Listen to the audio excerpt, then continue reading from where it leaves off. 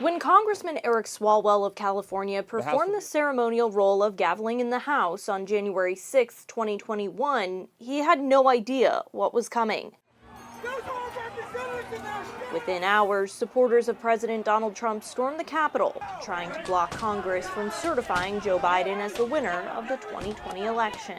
I was on the floor on January 6th. I was an impeachment manager in the weeks after, and it's an event where we saw it with our own eyes, and so I don't see how any effort could make people unsee what happened that day. That effort, he says, is the goal of a new January 6th committee created by House Republicans at the urging of President Trump.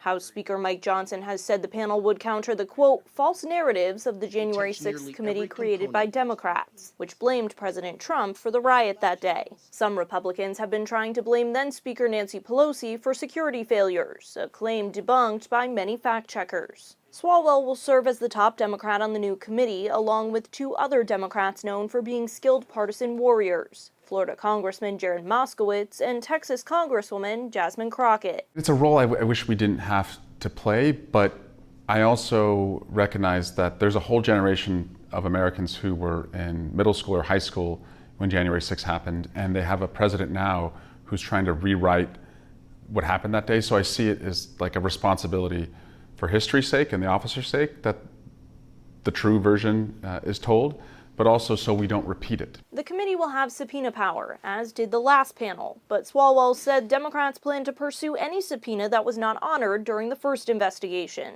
People like Speaker McCarthy, Jim Jordan, Andy Biggs refused to testify to the committee. So our approach will be, if you want to reopen this, there are people who did not testify. They should testify. Do you think you can trust Republicans on this committee in the era of Donald Trump?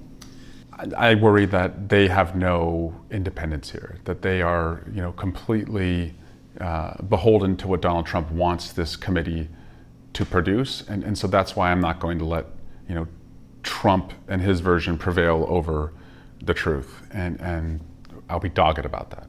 Swalwell says he and his family have received plenty of death threats as a result of his job. But with the political temperature so high, he says perhaps one of the biggest things he hopes comes out of January 6th being rehashed is the condemnation of political violence. Violence has never been the answer. It wasn't the answer on January 6th. It wasn't the answer on September 10 of this year when Charlie Kirk was murdered.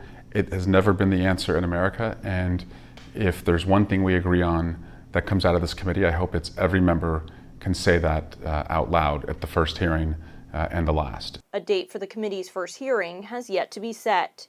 In Washington, Cassie Simeon, Spectrum News.